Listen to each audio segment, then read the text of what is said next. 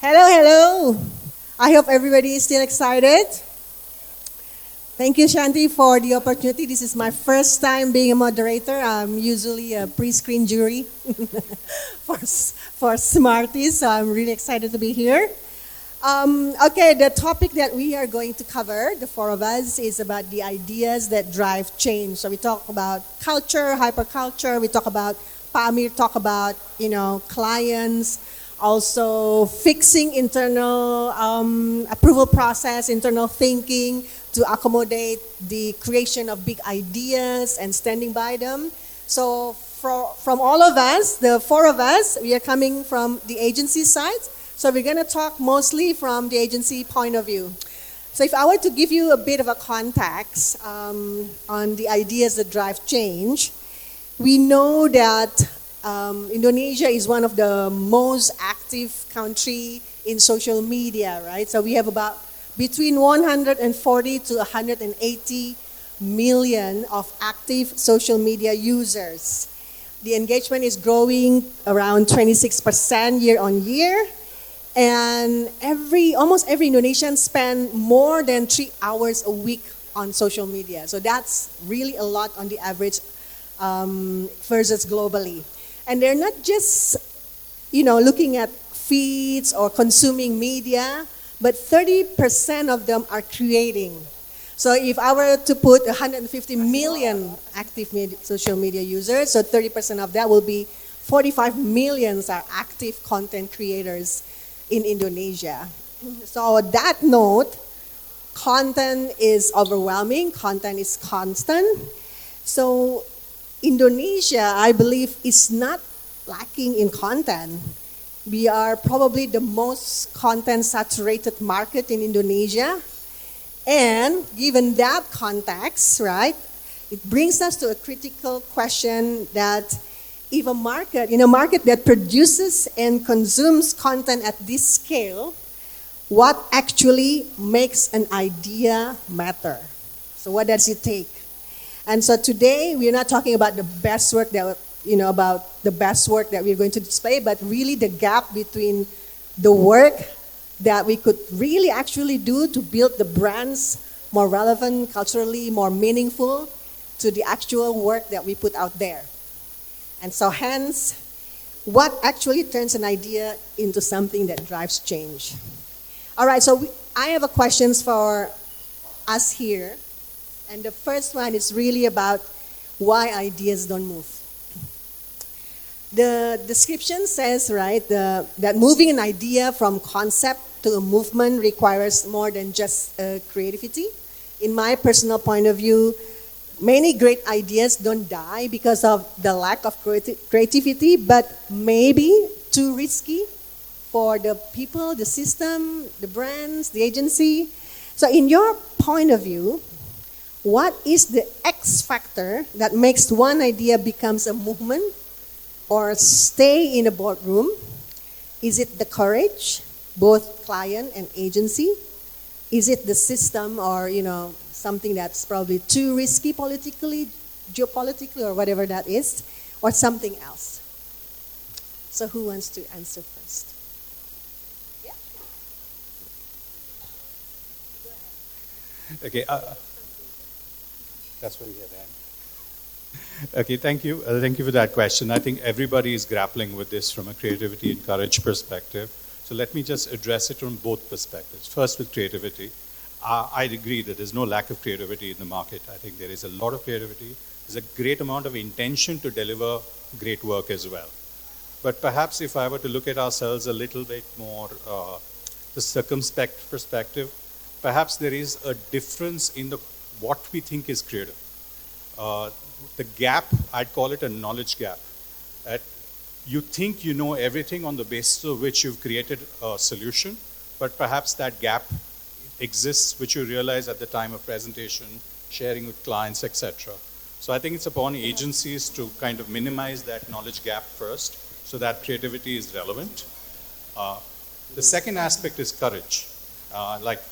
Nobody ever got sacked for using a safe idea, but nobody ever stood out also for using a safe idea.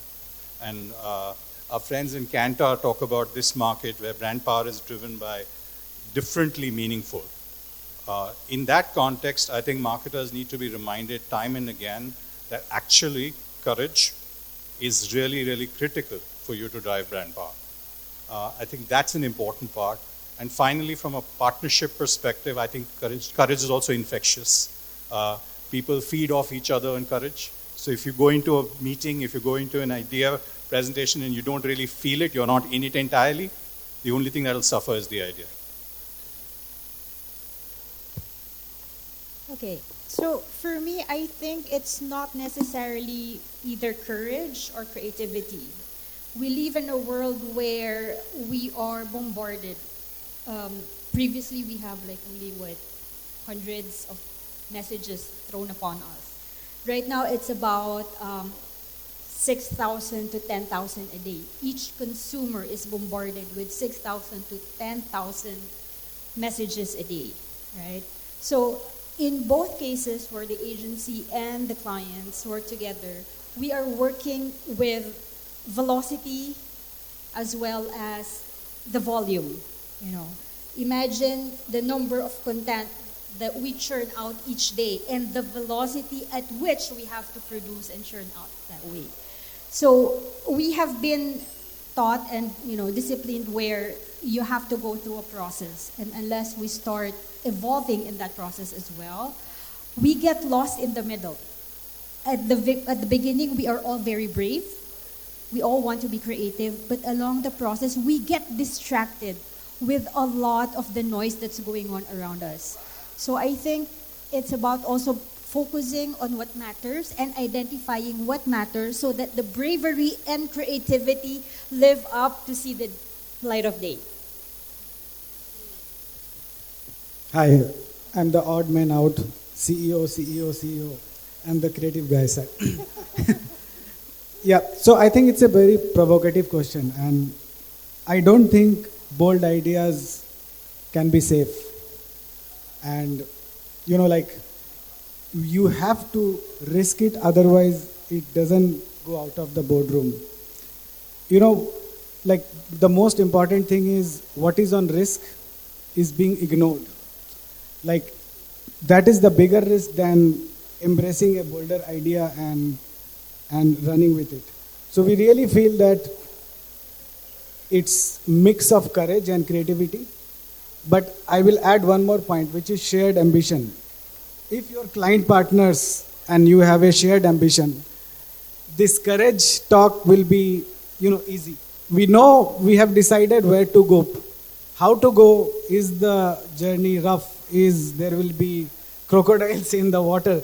Because shared ambition will give us the power to overcome risk and anything else. So that is the most important thing I feel. It's a mix of all three things: courage, creativity, and shared ambition will lead us the way I feel. Thank you. I think that's also quite in line with what Pa Amir says earlier. It's all about the client also having a vision of what they want to take the brand to and evolve it into. So, and I think that's really interesting, and because of the time, I'll just recap it a little bit. So why ideas don't move? Courage is one, of course. It's a mix of courage between the client and agency. Knowledge gap, Parabil, completely understand. I think knowledge gap has a lot to do with the client vision. Because we don't know, sometimes a lot of the clients don't even share the vision of where they want to take the brands. A lot of the clients here in Indonesia are living by, how would say, tactical, more than a long-term visions of the brand. And distraction. And then one is the core of that is the vision of the brand itself. Which then brings us to a next question, and I will address this to Pak Kapil. We often say, for brands to thrive in Indonesia or to anywhere in the market is rooted in the culture. So culture is the answer. And Ogilvy, I think, is one of the best agencies to create works rooted in the culture.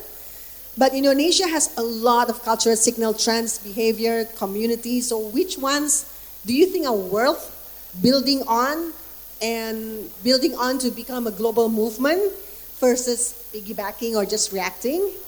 And what Indonesian insight that you have seen that is not being leveraged enough or under-leveraged for this industry or for brands to thrive in?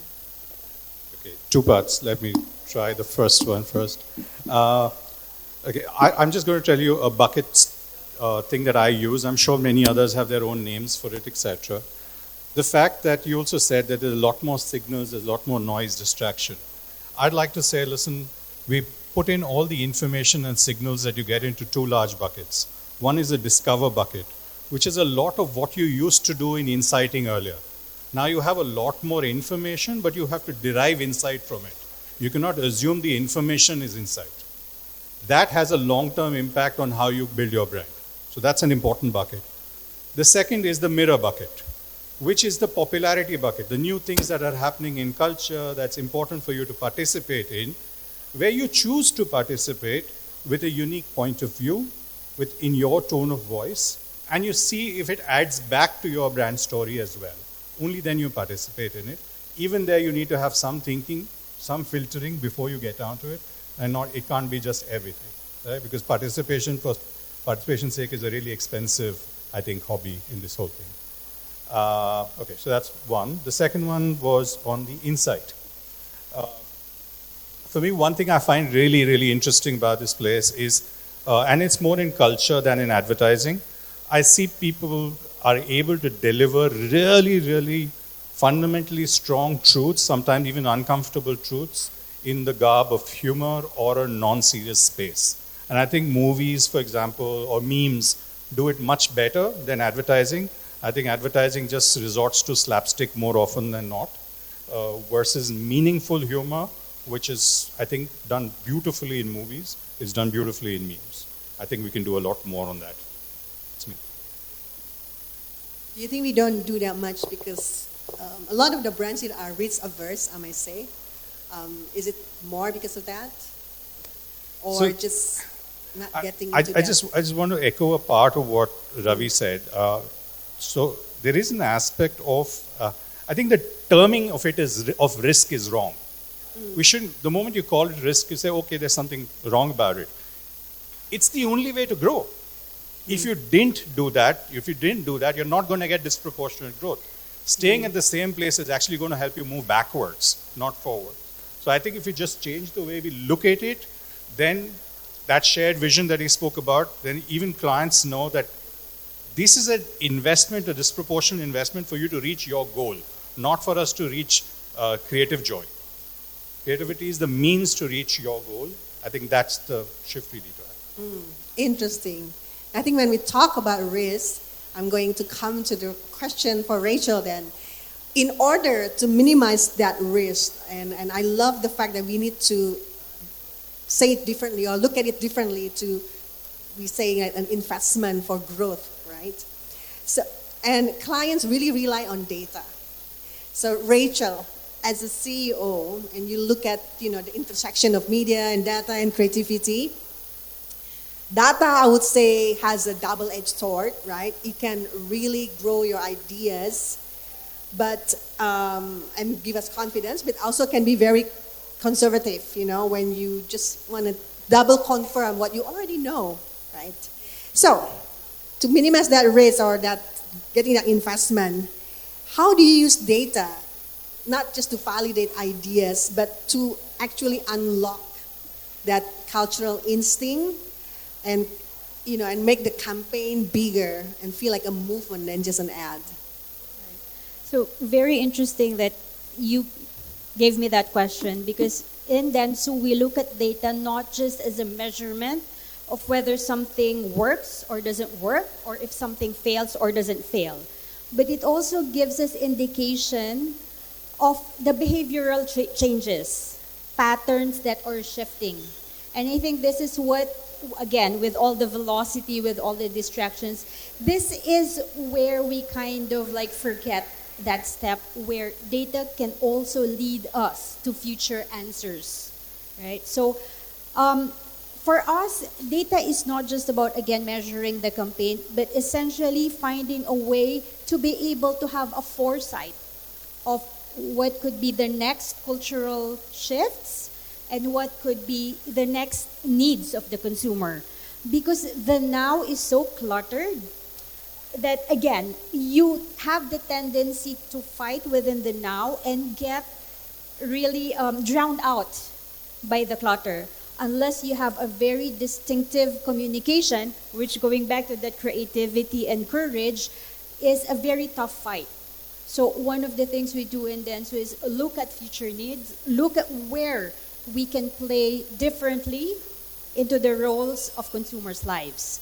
So data in itself, it's not just a measurement or a definition of what we need to do or what we should do, but of potentially what can be done. We have heard a lot of predictive, right? So predicting is not really like formulative. You have to be able to get that really deep cultural or consumer emotion. So remember when, emotions of consumer, we used to define it, happy, sad, exciting, whatever. In today's young people, one emotion has its own spectrum. You cannot just say happy. Where in the happiness is that spectrum? We need to be able to dig deeper. So that combination of data being able to kind of give us foresight, but also combining it with the current cultural insight helps us to create more powerful ideas for our clients. So, on that note, maybe I would probably take this as a liberty to say that data could actually be used to finesse the crafting of an idea.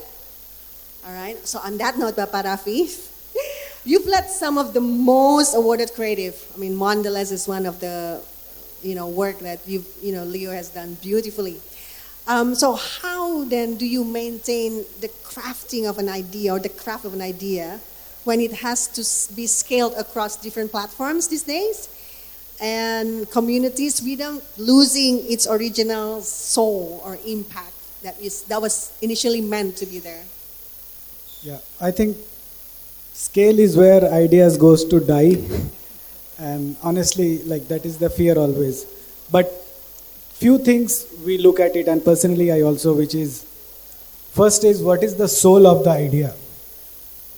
Good or bad, format, execution will come later, but what is the soul of the idea? How it will create a feeling on your audience when they see it, look at it. So that is more important. If the soul of the idea is creative and bold, I think it can travel to any medium, any touch point, any community. Second, I feel that let's not adapt. Let's translate the idea. So what I mean by translating means adapting will be forcing one idea or execution in different mediums. But translating means, as if we always ask this question, what if this idea was born in this platform? How it will behave? That is the more important thing. If it can behave differently in different communities and different touch points, because every touch point and community has their own language, own, then it will survive. Third, I think, is slightly non-rational term, which is HI, human intelligence, because I know the world is obsessed with AI and automation, but we really feel, and I personally believe, that only human instinct can see through an idea. An idea, how it will go in different touch point, because human has taste, empathy, understanding of many things, culture. It's almost like a pilot. Air hostess is sick, 3 passengers are angry, there is turbulence, only human instinct will take the flight home. Of course, there is a help of radar, ATC, AI, automation that will help, but that is super important, I feel. Lastly, again, a bit irrational one, but it works. I personally believe that a new bold idea is like a newborn baby. Once you have it, just give the baby to your client. Let the client hold the baby. Let your vendors, partners hold the baby. Let your stakeholder hold the baby. Once they hold that newborn, they will know it's so fragile.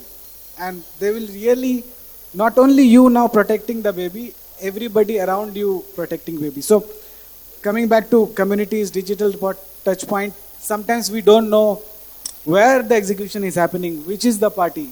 But if they have hold the baby, like in a family, like to mom, to grandparents, it's everybody's responsibility. So then I feel that then work and idea and execution doesn't feel like work, because everybody is trying to protect the baby and fight for that baby. So if I kind of wrap it up, protect the soul, translate the expression, don't adapt, and trust on human intelligence, because I feel that ideas lives in not what we make of that idea, but what people do with the idea is the most important thing. And hence, this scale and this big ecosystem will never be a hurdle. Your idea will live in different touch point with the right soul. Was there ever at a point in your time or in your work that you say, let's not adapt this idea further. Let's just stop it here. This only works for this particular media or platform. Yes, it happens a lot. And like going back to the first answer or the first question, that if the ambition is shared, what Kapil was saying, vision, then that doesn't seem like a fight. Because you need, like any good thing in world is all about those 5 people, 6 people coming together. So all this thing is a part and parcel of business, that let's stop, or this is not working. Friends in Kantar will come that in testing A material is working or B material. So these are smaller conversation, I feel.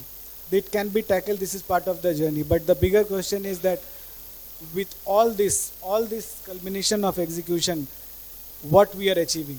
Is it building the brand and of course profits and effectiveness? Then this part is a smaller battle. Interesting that you said about Kantar. So Rachel, I'll address this question to you because it has to do with data. So does that mean that a client could actually also use the data to justify risk averse? Yeah. So and stay in the safe zone. I mean, and also to lessen the gut feel, because during our time we don't really have that much access to data, right? The big data or the small data. It's a lot to do with gut feel in the marketing. So Ravi and Rachel, so is data also diminishing the gut feel quality on the client side? Vision needs gut feel, right? Yeah. No, I think we are not going after one company. We are just trying to say that, I believe a statement from Piyush Pandey, the legend of Indian advertising, that data, research, insight is to know that we are not doing something wrong. Rest is gut. And rest is the combined collective experience. Like there is a CMO, there is a CCO, there is a CEO, then massive creative team. If we just go after that signal, just go. I'm not saying we should ignore the signal. And there is no gut, there is no ambition, then I don't think it's always the right way to solve it. Because whatever happens through data, that this asset is not working, that asset is not working, even if you fix it, there is no guaranteed result that this will work and really consumer will buy the product or they will remember it. So there is no foolproof. The only foolproof thing is your combined gut. Yeah, if I may add, I think it's important to realize that data should not replace your decision-making power. It should not be there as a security blanket. It should be there to sharpen whatever instincts or gut feel that you already have. Because at the end of the day, communication is about talking to humans, talking to consumers. And if we use just data 100% in its value, it would be difficult to translate that into actual consumer language and create and build that resonance and relationship with the consumers. Interesting. Pakapil, you want to add? No, I think Dito? enough data bashing has happened. Database. Look at this. I think every stakeholder is working towards the betterment of the brand in the right direction. I think data can be used like I think somebody, I'm not taking credit of it, someone said it nicely. Data is like a lamppost. You can either use it to brighten, illuminate the area a little better, or you can use it as a crutch to lean on. You have to choose what you want to do with it. Interesting. Thank you. Can I have one more questions, or shall I take, one more questions? So I think this will be the last question. So for today's marketing that is, very disruptive, a lot of distraction, there isn't really any formula, you sometimes have no clue how do certain brands win, how, using the same one don't win for other brands. So in today's world, what is one marketing rule that a CMO should kill to be able to drive an idea that can drive change in 2026 and beyond? I don't like these negative things, so I'm not saying kill. I think what they should do. Okay, let's do it this way. Everybody knows that a brand's relationship with its customer is built on shared experience, and on the basis of that, you have a relationship that is built, right? That works with partnerships as well. So if you have shared experience once, then you need to build a relationship with your partners, trust them over a period of time. Where those partnerships are great, you will see great work consistently. Where those partnerships are not there for a longish period of time, you will have hits and misses. That, I think, is the only message I give to my marketing friends. Do you want the negative type of answer or positive? So if I go the negative way, I will say kill democracy. Like CMO, if there is C word attached to MO, which is chief. So at some point, what happens, not only in Indonesia, in every country, that when the decision or a vision for the idea becomes democratic, it goes for a toss. Like even imagine, I know we cannot compare with movie, but since our format is entertainment, imagine Steven Spielberg asking 20 people, what do you feel about the scene? Of course, knowledge, sharing, guidance, everything is important. But the final call is Steven Spielberg's. Okay, I think coming from a very strong foundation of brand agency and the way we used to handle and define brands, we would have the tonality, the essence, the personality. I think what I would like to say is we need to redefine and re-understand the way that translates to the consumers right now. Because often what challenges we face is this is not how the brand should be, the logo should not be there, the persona should be this, and it's a very formal way of communication, the way we were used to. And I think, again, for us to start rebuilding confidence, rebuilding courage, is to learn how to talk to the new generation, the way our brand wants to communicate to the new generation, because the old way doesn't necessarily work anymore in this generation. Interesting. Thank you. Thank you very much. So I think I can open this for questions, the floor. I know I'm using a lot of negative to provoke. Any questions? Any questions?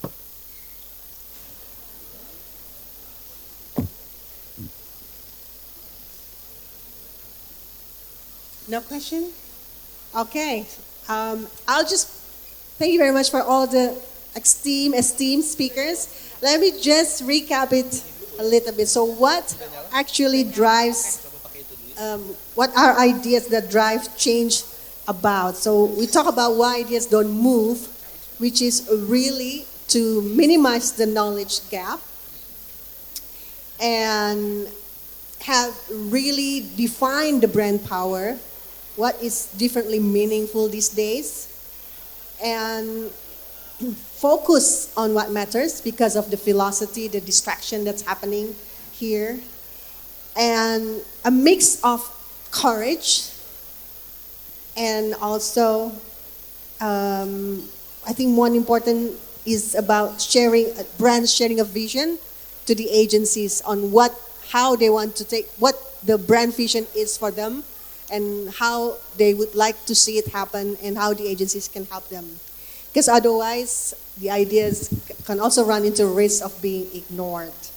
And when we talk about what can marketers do in driving the ideas that drives change in 2026 is one, build great partnerships with all the partners. And I think with building that great with partnerships, sharing the vision is one of them because that's the root, right? Having to formulating the tone and manner that are relevant to the new generation will actually automatically happen when you have that great partnerships with clients. And I think lastly is minimize democracy. I mean, there has to be one person on the client side that is responsible or is supposed to be taking the final call, and that same person has to be the one involved in sharing that vision and understanding what the vision of the brand is. So I guess for our session, this will be the summary of it. And thank you so much again.